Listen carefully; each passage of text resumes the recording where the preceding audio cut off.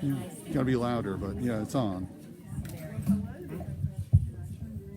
Okay, welcome everyone to our 6th annual Pat Conroy Literary Festival. We are honored to host this afternoon's panel discussion, remembering best-selling beloved novelist Dorothea Benton Frank and her special friendship with Pat Conroy. This conversation features contributing writers to the anthology Reunion Beach: Cassandra King, Patti Callahan, Gervais Hagerty, and Marjory Wentworth. Copies of Reunion Beach and books by the presenters will be available for sale and signing through Beaufort Bookstore after the presentation. Now I'd like to introduce our panelists. Cassandra King is the best-selling author of novels and memoirs, including The Sunday Wife, The Same Sweet Girls, Moonrise, and most recently, Tell Me a Story, My Life with Pat Conroy, which won the Southern Independent Booksellers Alliance's Southern Book Prize for Nonfiction in 2020.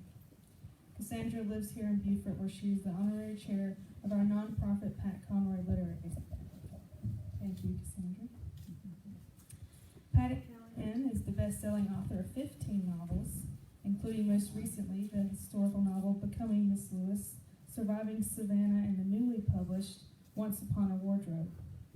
A recipient of the Harper Lee Distinguished Writer of the Year, the Christie Book of the Year, and the Alabama Library Association Book of the Year, Patti is the co-founder and co-host of the popular web series and podcast Friends in Fiction.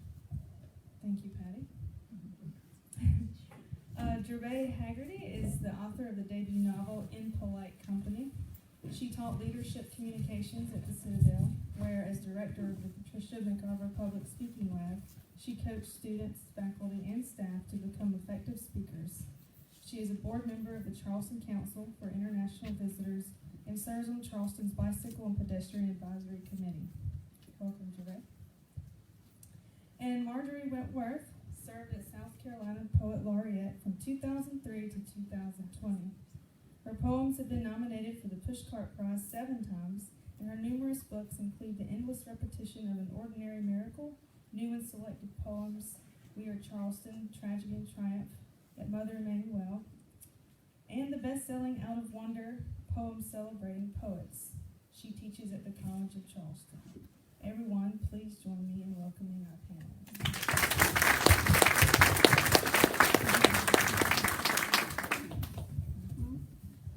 Hello, y'all. Thank you so much for coming out on this super, super rainy day. Soggy. 3 out of the 4 of us just weren't going to put up with that on our feet, but we've got this one with these very attractive shoes here.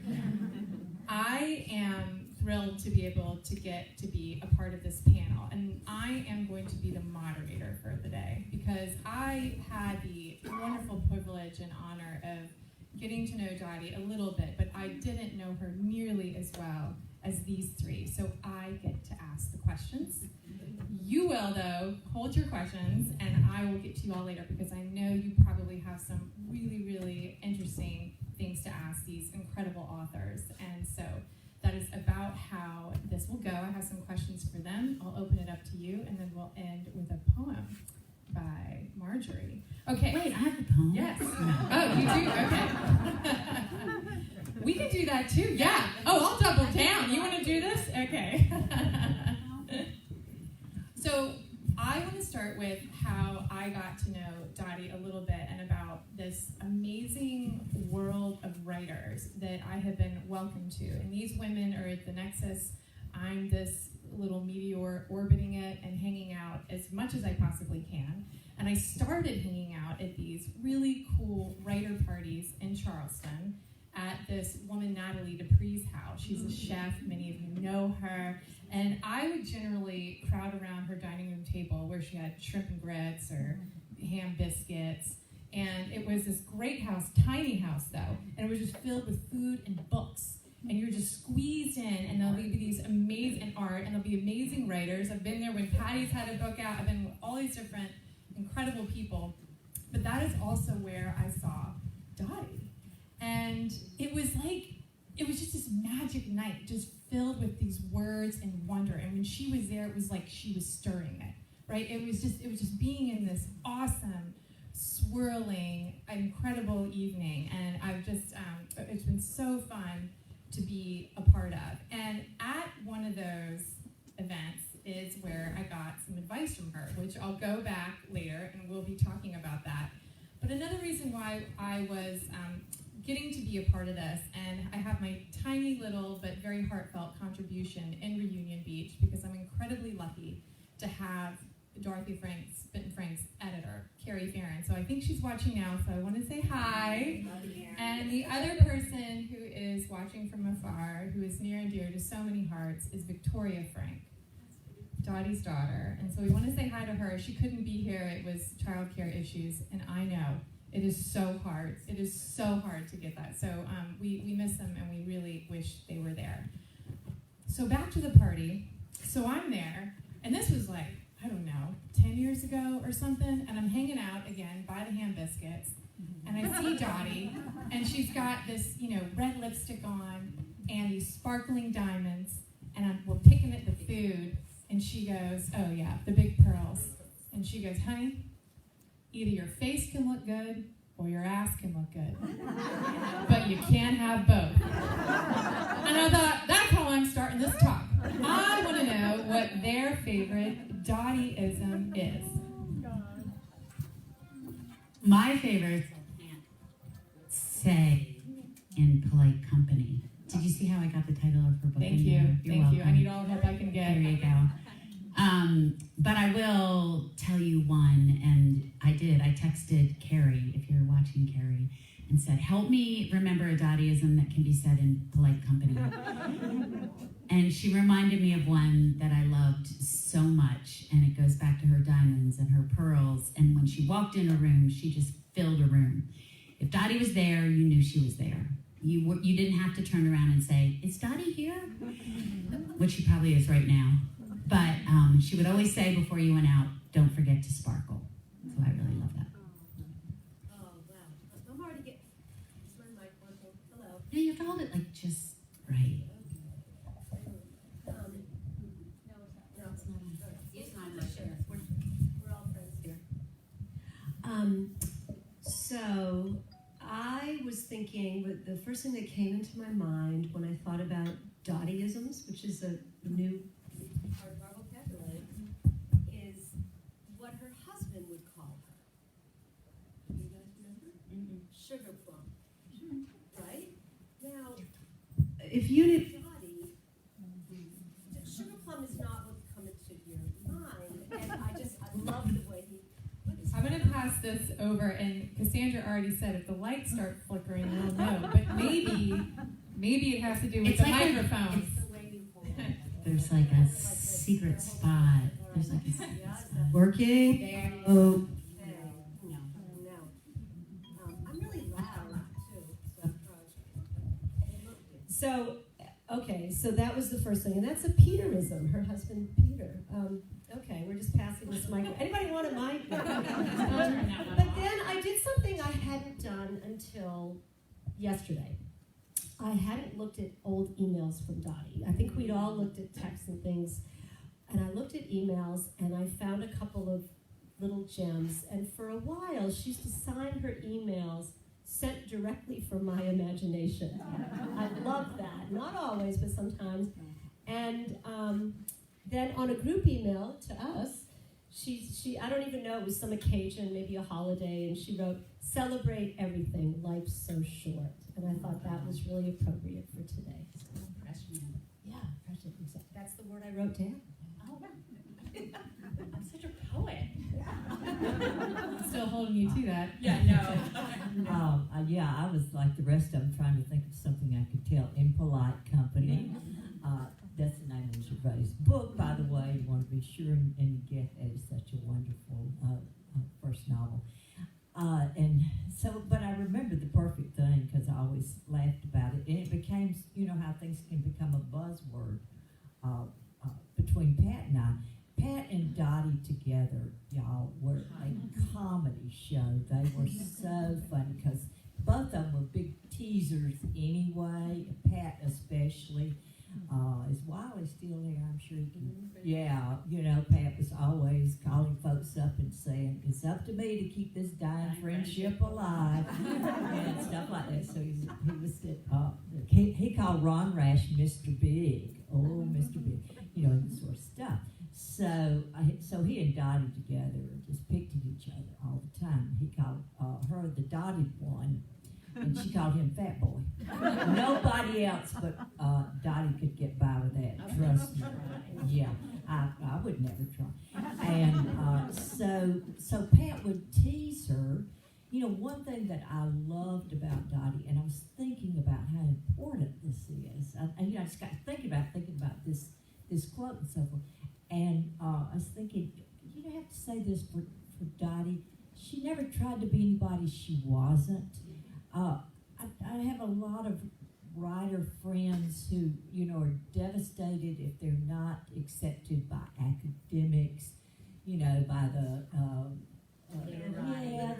literary canon, the critics, and all this kind of stuff. And Dottie wrote entertaining, you know, books, and she made no bones about that. She didn't try to be somebody she wasn't, so forth. But Pat, of course, teased her about it, and he would say, Dottie, hasn't anyone ever told you that you don't use 3 exclamation points? You know, serious writers don't do that kind of stuff. And she would always say, Fat Boy, it ain't Tolstoy. Then that just became our buzzword. We'd try and, you know, cook something and we'd fail. I'd say, Pat, it ain't Julia Child. But it ain't Tolstoy. I wanted to know, is there one thing that your work with Dottie or your friendship has taught you? And anyone can start. Since you're drinking. Anybody, but yes. Oh, here. We want to try again? I mean, I think I learned a lot of things from Dottie, a lot. But one of them is what you just said, is that you just become, you can't be anybody. I give up. You're not anybody but yourself, right? And so, you know, I'd be sitting there with her late night at her house on Sullivan's, a vodka between us, and, you know, I'd be talking about what I wanted to do or write next, and, you know, trying to weigh it, and she would always talk about how we can only be who we are, and we can only write about what we want to write about, and that's what will resonate. And when I wrote Becoming Mrs. Lewis, she called me up, and she was crying, and she said, this is what you do. You do what your heart says to do, because this is it.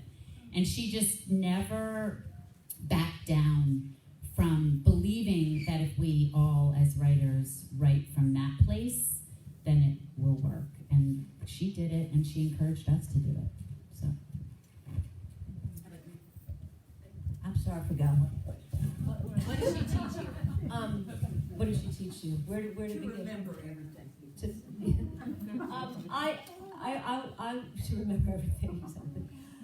I think she taught me more than anything else to stand up for yourself and not put up with any crap.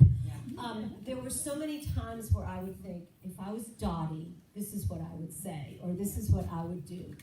And, you know, I don't know if there's quite a word. It's different than self-confidence. It's different. It's sort of this attitude. I mean, even the way she started writing books, right? She wanted her husband to, I think it was, buy her mom's house on Sullivan's Island. And he kind of challenged her, and he said, you know, well, if you want it, you get it. You buy it. And she sold a book and made enough money to buy the house, and the book was called Sullivan's Island. Now, that's an abridged story. I'm sure if Victoria was here, she could fill in the details. But that attitude, I mean, when I first started having poetry in the front of her books, she approached me about it, and we might tell the whole story later, but the point is, I said, Dottie, they don't put 2-page poems in the front of contemporary novels. They put, like, you know, maybe a line, usually by William Shakespeare, or, you know, the Bible or something. She said, oh no, this is happening. Like, we're doing this. I'm like, okay, the next thing you know, they print 850,000 copies of Plantation with my poem, The River, in the front of it. And right then I knew, like, she knows how to get the job done. And, I was a very young writer. I didn't even have a full book out yet. And that, some of that, her faith in me and that kind of confidence was really critical in my development as a writer.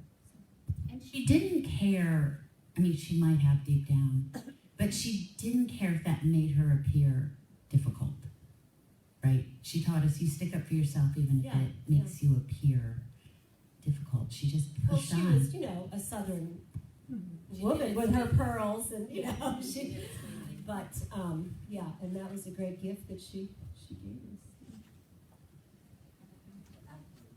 You're good. Okay. How about you?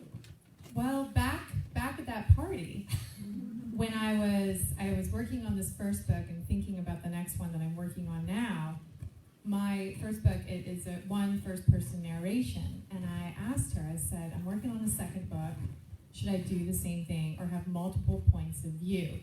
And I love the word attitude. It's her attitude, and it is confidence, but it was just like, it's just this force kind of like coming through her, and it's undeniable and totally right.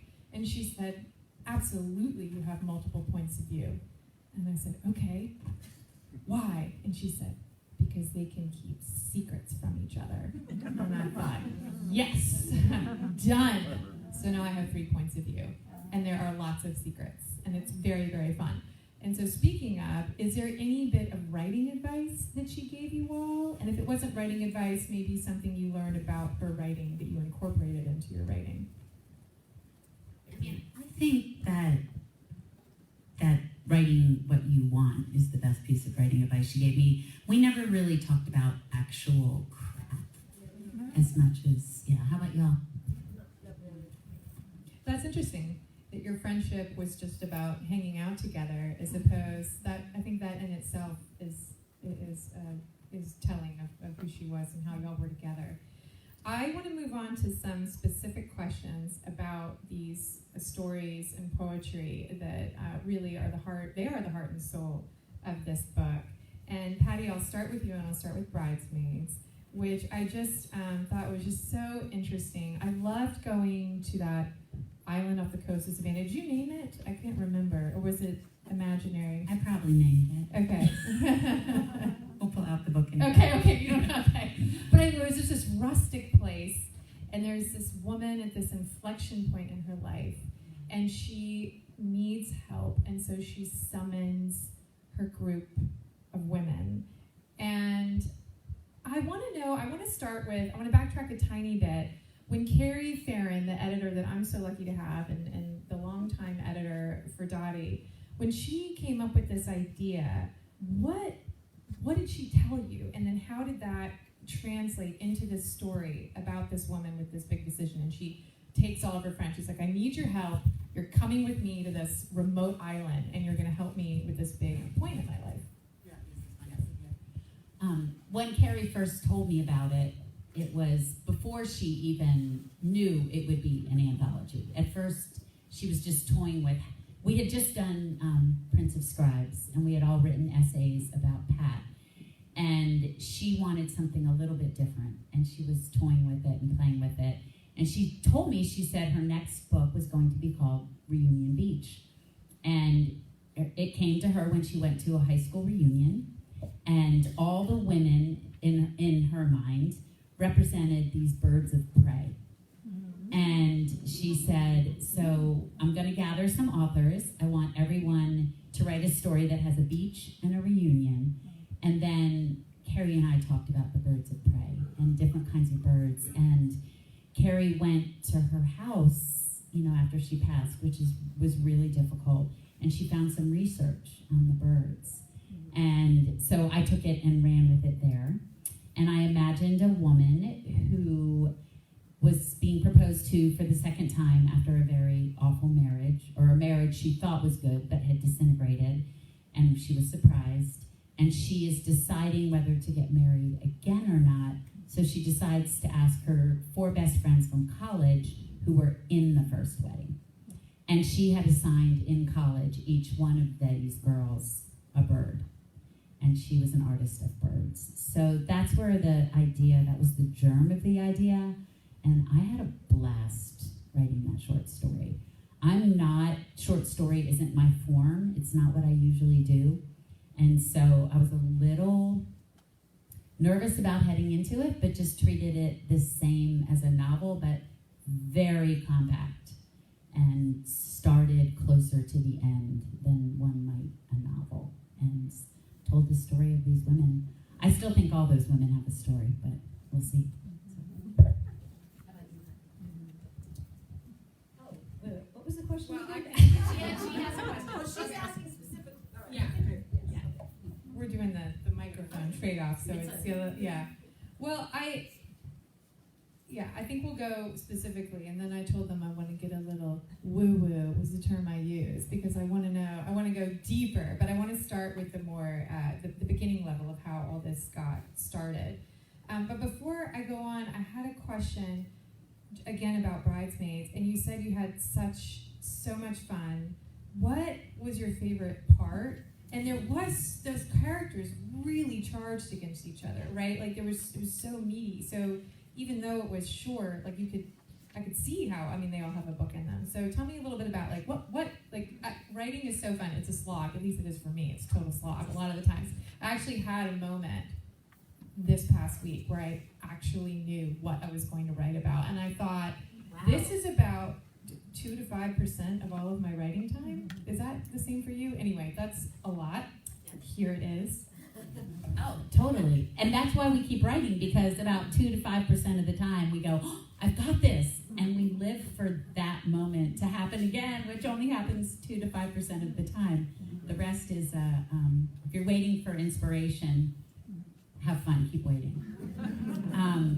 The funnest part for me, that was a question, right, about writing this story, was thinking about what Dottie would have thought was fun.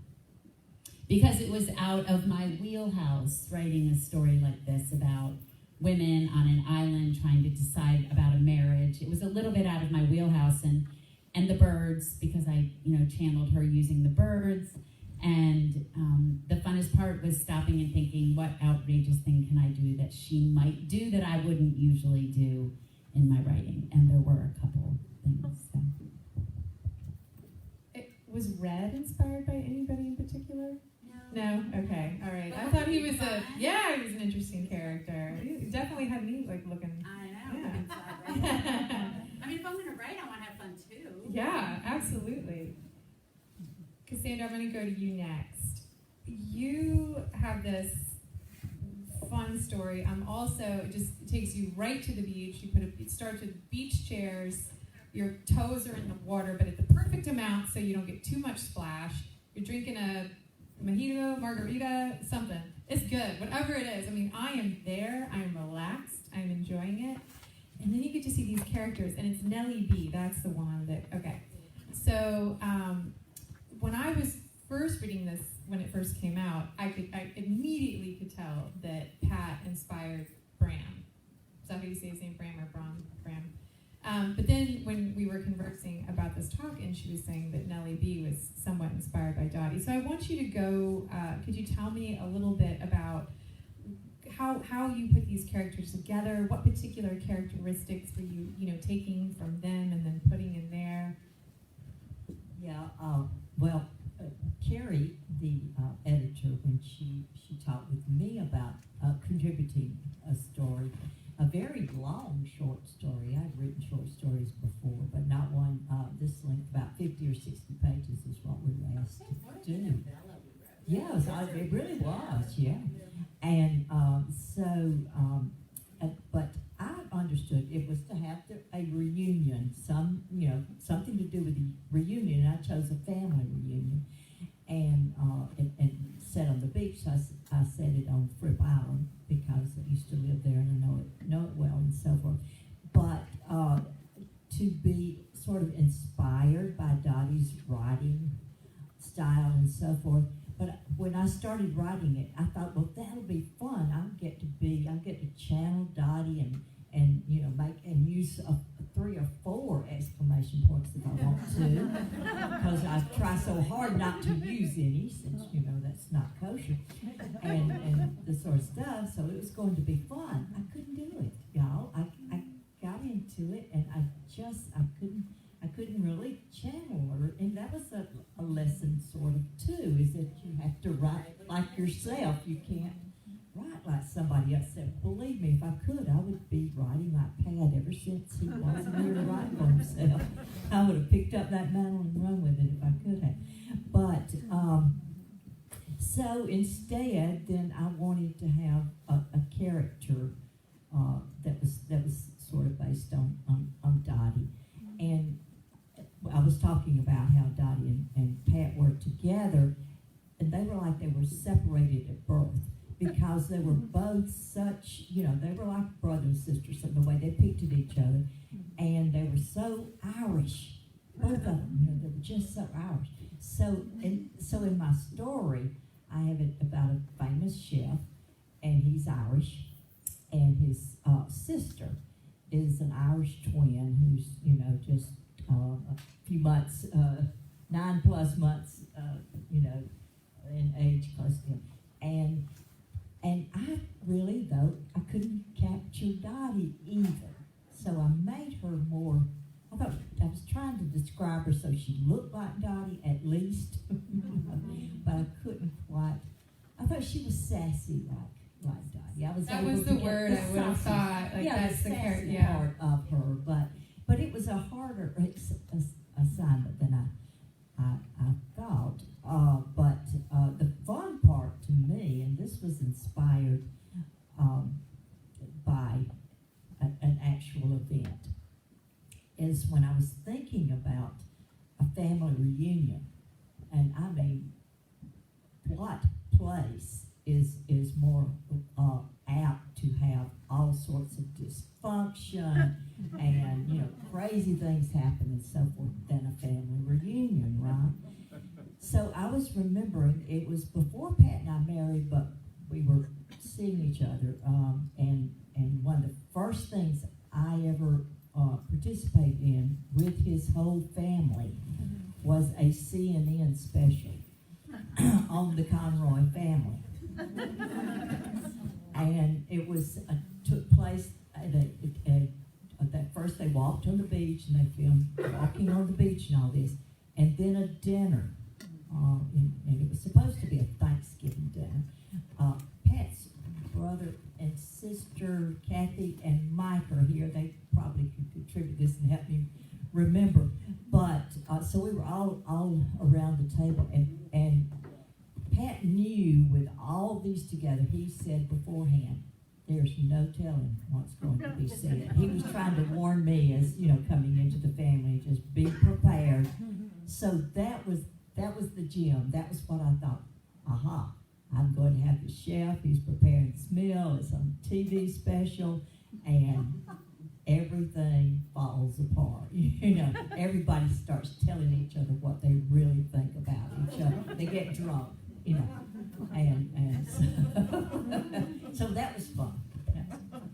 How did that vision come to you? I mean, were you pacing back and forth your house? Like, how do you, because I think you have to get a nugget, like a vision, and then you can kind of run with it. Is that how it happens? I guess because I knew if I was going to have a situation with Pat, and if I was going, a Pat-like character, so he would have to be well known in the field, and instead of a writer, I made him a chef, and it just sort of evolved, and then I thought of the CNN special when I first got introduced to that dysfunctional Conroy family, and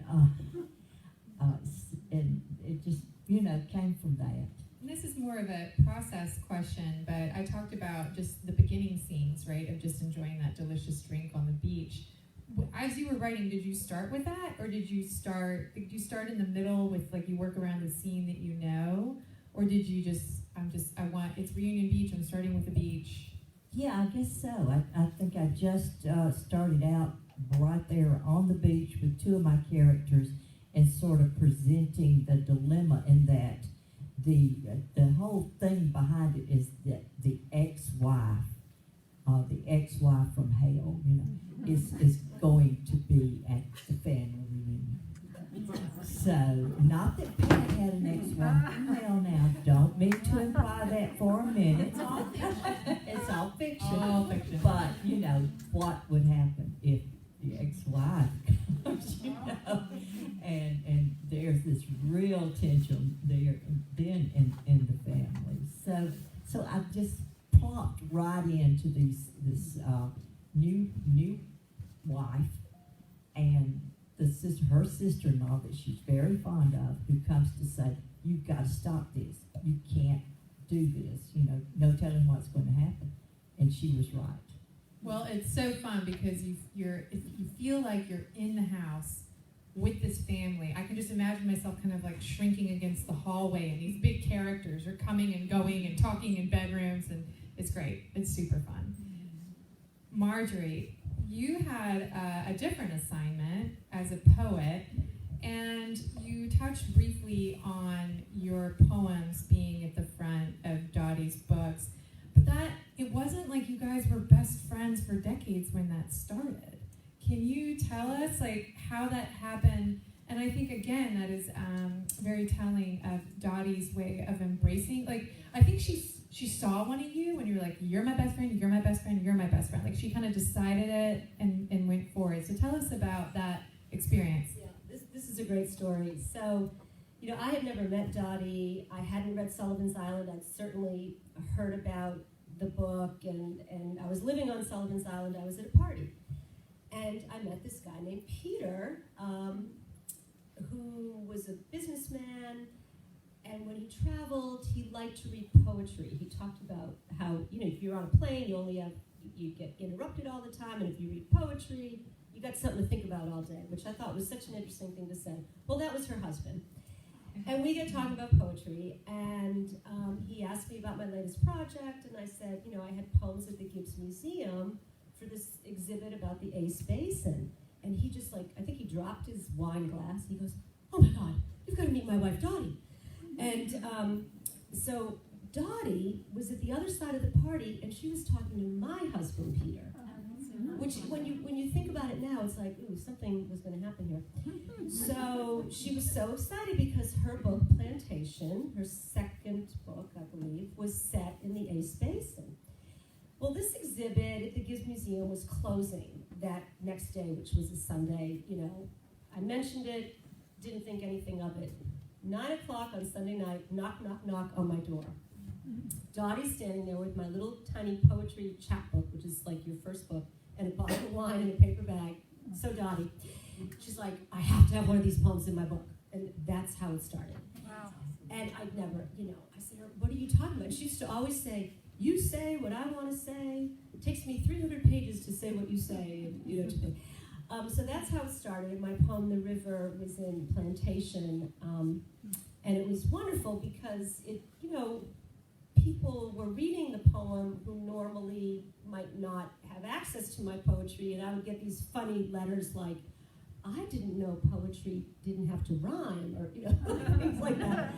And then after that, her former editor, Gail Fortune, would actually send me the galleys, and sometimes I would write the poem for the book. I was writing a lot about the Barrier Islands, and if you think about Dottie's books, they were often named for one of the Barrier Islands, Isle of Palms, Polly's Island, etc. So sometimes the poems were already there, and I never thought about putting them all together. And then when Carrie started talking to me about Reunion Beach, I said, "Look, I don't know what permission we need, but just take all of these poems because it would, and I don't know how you want to use them." But of course, I wanted to write a poem for the book and for the theme, although I never heard about the birds. I didn't get the memo about the birds. Anyway, but that's how it started, and it was such a wonderful thing to have poems in her books and then, sort of get brought into a world that way. But the next thing you know, our families became such good friends, our children became friends, and I talk about this in the book. her daughter's first prom was with my son Hunter. My son Taylor was in Will's wedding. You know, we just became like family. And one of Dottie's great gifts is this is what she was like. She didn't just say, "Oh, I like your poem. I want it in your book," like a business transaction. She's like, "I want to get to know where's your family and what are you doing for Thanksgiving and you know, come up to New Jersey and see us." And you know, she kind of embraced you and loved everything about you, and she did that with so many people, and you know, brought you into her life and shared her life with you, which was one of her great gifts. You know, I've certainly had poems in other books and barely even met the writer. You know, so lucky me. So the other writers had these stories inspired by the concept Reunion Beach, inspired by Dottie, but you actually wrote a poem about her and her life. Tell me about that process. Can you share that with us? Yeah, well, I originally thought, I love the idea of Reunion Beach, and I think I talked to Dottie a little bit about it, and I knew some of her crazy friends from high school, and we won't get into that, but I got this idea of writing about the sweep of her life in this poem. And originally I thought, I'm going to talk to her family, and you know, I know her siblings and whatnot, and just kind of get some stories. And I ended up not doing that. I just imagined her childhood on Sullivan's Island, and certainly she'd written, you know, about it in her novel. But I had also raised my kids on Sullivan's Island after Hurricane Hugo, when it was not many people were there at the time. And I grew up in a beach town as well, so I was able to kind of, you know, imagine, you know, moments between my own life and then stories that she had told me. And then I got this idea of kind of our own Reunion Beach, at the end, that we would all be together on the beach. And, you know, I have so many memories of walking on the beach with her. The day I was named Poet Laureate, I remember I was with your mother and Dottie and my crazy dog, and walking on the beach. And, you know, so it was already kind of a sacred place in our friendship, so it wasn't hard. Wow, it's a beautiful poem. It really is lovely. All right, we've got a few more minutes before I want to open up to the questions, but now this is my time to get a little weird. Because it's such a fun thing to be a writer, and you just kind of, we were talking about like the 95 to the 97% time, you're just a slog. But every now and then, I don't know, is it the muse, is it luck? I don't know what it is. You can kind of channel something moves, something flows. And I mean, for me, I find it like an addictive high, and how you're getting able, finally, oh my gosh. In your instances, though, of writing this inspired by Dottie, like, as you were thinking about that, did you have any experiences, particular feelings, memories? Tell me about the process of writing something in honor and in memory of someone that you cared about so much.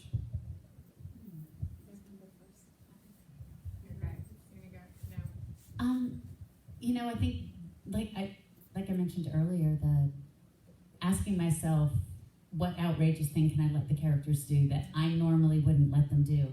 I can't write any different than I know how to write, but I could put them in a circumstance that maybe she wouldn't have. And there has been more than 1 or 10 times that I have texted Carrie and said, wonder what Dottie would say about this situation. A publishing situation, an editing situation, you know, where I would say, like when we started Friends in Fiction, I wonder what she would think about it, or if she'd want to be, that's it. Things like that. But I think about her a lot. I think about what she would say or do in a certain situation a lot, especially when I have to stick up for myself or be uncomfortable. I think about how she would allow herself to be uncomfortable in that way. So how about y'all? I kind of forget the question, but it's okay. It was really good. Yeah, it was really good. No, I think one thing we've touched upon in some of our previous presentations about this book, one of the blessings of writing this poem for me was it helped me process the loss. And I cried a lot. I mean, and that's okay, you know. So, I mean, you know, it was really a labor of love, I think, for all of us. And we I mean, how long did it took me months to write this poem. I mean, but you know, and you don't think about it that way when you're writing. You're just, but it was a really cathartic and it was a way to kind of live with her in my mind and in my imagination, because, you know, it was all pretty fast, really. Well, and I was going to say, it was right on the heels of Pat's. Pat, and, you know, Thank you. Pat.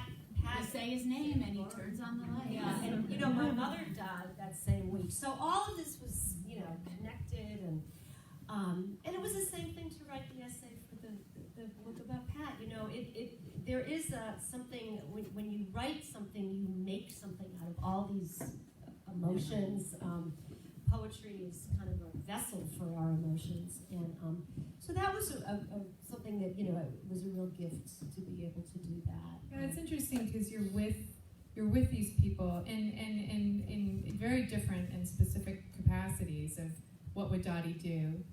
WWDD, I'll remember that one. Or how to do that. Whatever that is. And then with Cassandra, with writing with two characters who knew each other very well, inspired, and then having them move around each other. Can you, if you'd like, to talk a little bit about that experience? Because I think it's fun when you're writing and you're alone, but you are with them in a way. And sometimes, at least I found, my characters completely surprise me by what they do. I'm like, what the? So weird. Yeah, it is weird. Okay. Yes, yeah, it is. Yeah, it was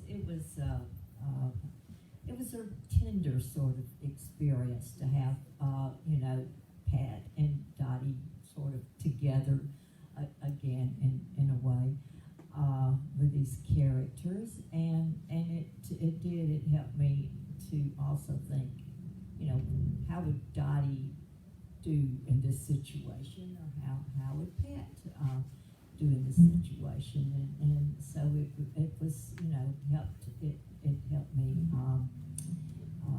process some of this loss, because this was, you know, Pat died, and Sidney's died, and Dottie died. I mean, you know, I know it was terrible. It was so close to all of these, you know, people, and just, you know, within 3 or 4 years of each other.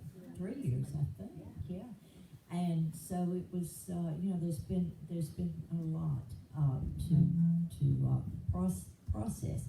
Pat makes himself known, and so I think Dottie's working on the lights as well. But you know, I never have the lights go on and off at my house unless someone's there that Pat's somehow trying to communicate with. The grandkids will say to me, "Graham, tell Papa Pat stop turning the lights on and off. He's scaring me." Because it happens. Well, I was here at Wiley's talk, and the lights started going off, on and off, and I was saying, "Pat, you know." But we do, I think, you know, that's how we carry people in our hearts and our memories after they're gone. They're still with us. Absolutely. And one of the most tender things I've seen is I was with Victoria at some event, I can't remember, but I was with her in person, and she was holding her copy, and it was so warm. I mean, it was so loved. And you could just see how much she treasured that, because she loved her mother. And it was just, I don't know, it just really broke and warmed my heart. I don't know if everyone here knows this. She was pregnant with a girl when her mother died. And they were so glad. And they named the daughter. They named her after. Yeah. She's Thea. And when Dottie found out that her daughter was having a girl, she said, "There's not going to be one thing she wears that I haven't monogrammed." I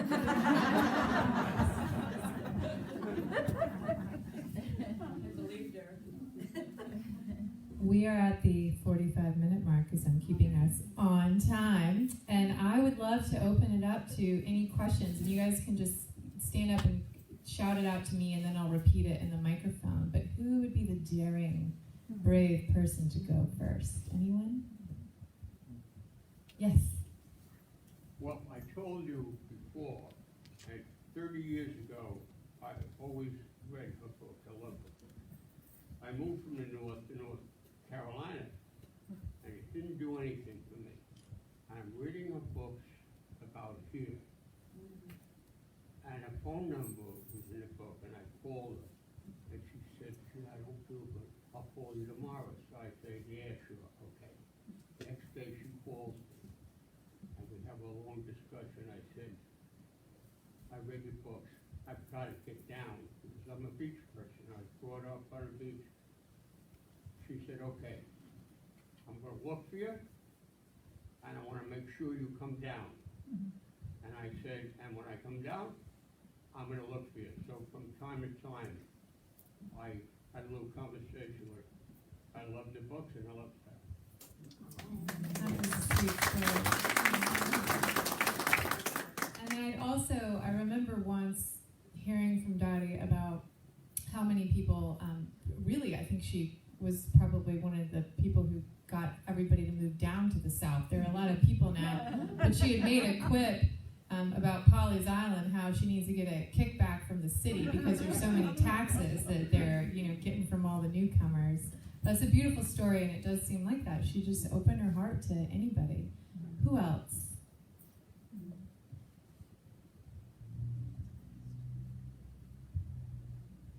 I used to teach, so I can be here for a long time.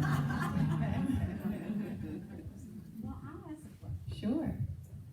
I remember when Dottie wrote, it was either her first book or second book, and she came to Beaufort for a signing, and I was shocked because I went to the Beaufort bookstore and there was no one in line. So she talked to me for like 10 minutes, and she was standing for buying pets, and I go, with baby dogs. And she was telling me all that, and she was just so lovely, and then another on top of that, so Ginger and I went to see her when she was speaking with the Beaufort luncheon one time on Hilton Head. And she'd written Solomon's Island, or I don't know what she'd written that time, but she was talking about Solomon's Island. She said Sanford did more for her than anybody for her books because people were Googling Solomon's Island. Remember all that? But my question, after all that, is what does she do? Like, Pat encouraged many people to write, and we know like how people got started in their writing. But what does she do? How does she get started writing? Does anybody know that? Do y'all know the answer? Just the question was how did Dottie get started I'm writing? pretty sure. Well, we can all. I mean, she took a course at. She's lived in Montclair, New Jersey, and there's a university, a college there, and she took a writing course there. And I don't. Do you know anything more than that? No, she just started. Didn't she? Well, she started writing, but she also took a course. Like, she took it very seriously. Like, Well, she was a natural born storyteller. yeah. Of course, I mean, she was Irish, you know. Oh, there So, you go. yeah. Explains everything. That's all there is to it. Yeah. So yeah. But she set out. Now, she may be the only person I've ever known in my writer, friends, who actually set out to write a book for a reason, Yep. and that was to get on the New York Times best-selling list so she could buy this. And she went about it all the right way. She researched about, okay, you're supposed to know how to write. So you need to take Number one. you need to take a writing course, and she failed the part, but you don't use 3 exclamations. She missed that class. Yeah, she missed that. And but she's such a natural born storyteller, and her stuff's hilarious. I mean, it's just so lighthearted and so much fun to read and all. And that's a gift. I think that's You can't teach that. You can't teach. But she was funny all the time. Yeah. Can we just say, like, I think she was just about the funniest person I've ever, in any situation. I asked that because I was so stunned there was no one there, and then it was like it just exploded. Yeah. And Well, I yeah. can't remember not seeing a bestseller by her and then all of y'all together.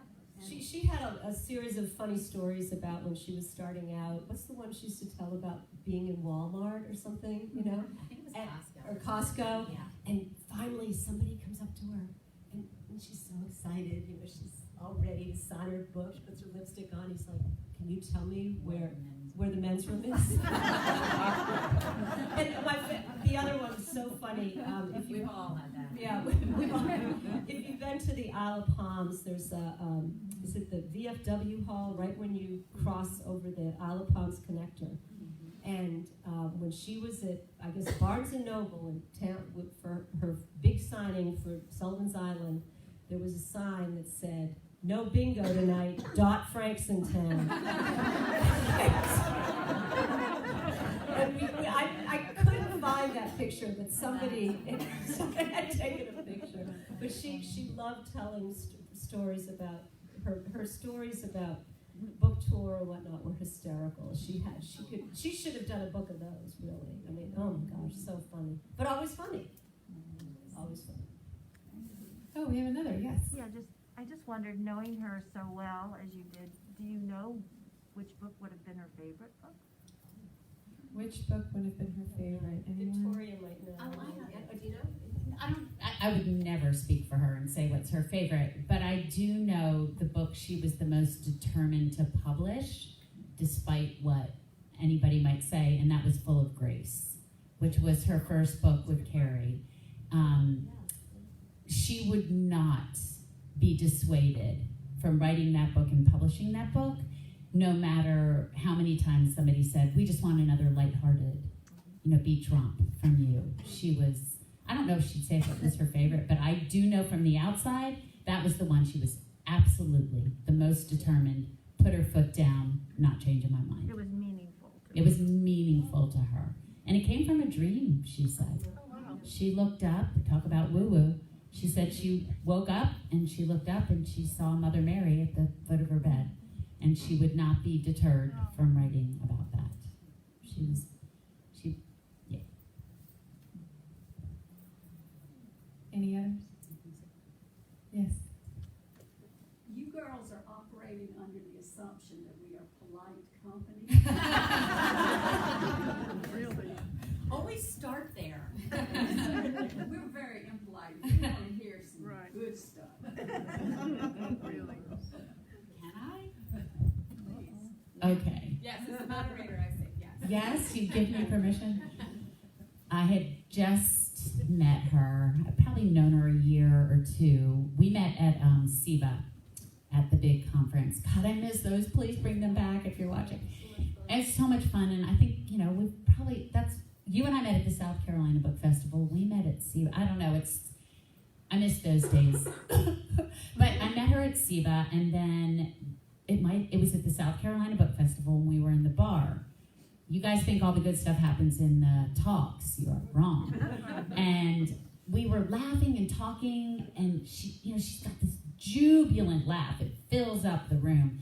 And so slowly people are gathering around her, and I was sitting at a bar stool next to her, and this beautiful woman, I have no idea who she was, but she had red hair and red eyebrows and red eyelashes.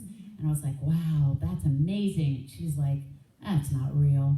I was like, it sure looks like it. She goes, I bet the couch doesn't match the drapes. I'll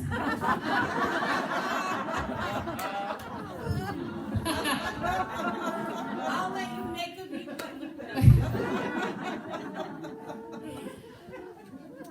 Any others? They like that. They like it. That's what they came here for, I think.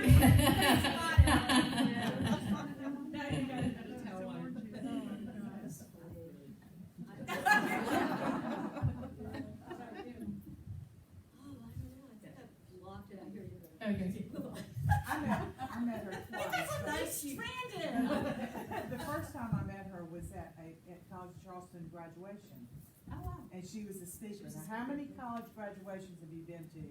And it was just the most boring thing you've ever heard from a speaker.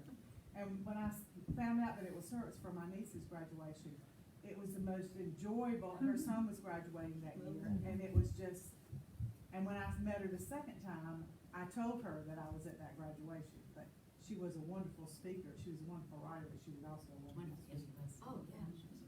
For sure. She definitely She was was. a great storyteller. Yep. That's it. And a force of nature, We laughed the entire time. I bet you did. I want to to thank you, but I also want to, before we leave, I think it would be lovely to end with a poem and wrap it up that way, yes. And then, but thank you all so much for coming.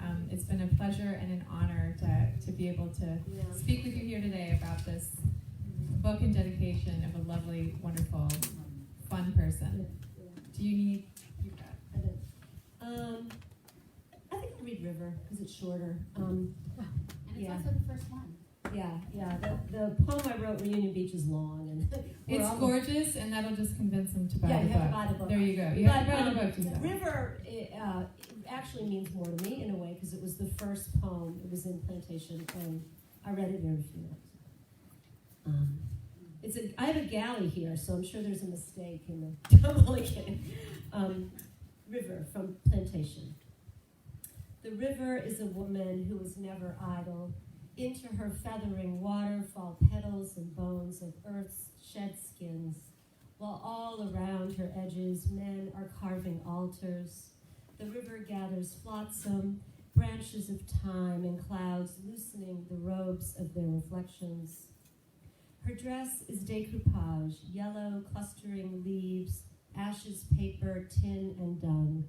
Wine, dark, honey for the world, sweet blood of seeping magma pulsing above the carbon-starred sediment, striped with settled skulls, wing, and leaf spine.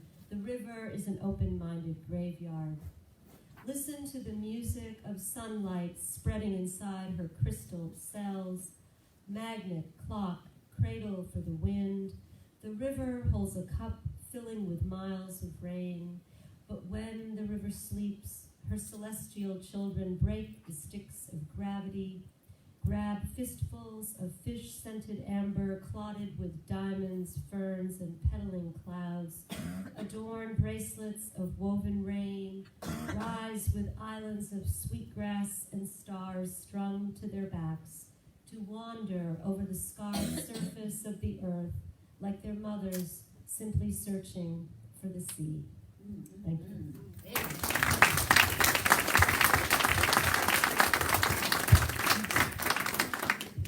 Thank you. We will be over there signing.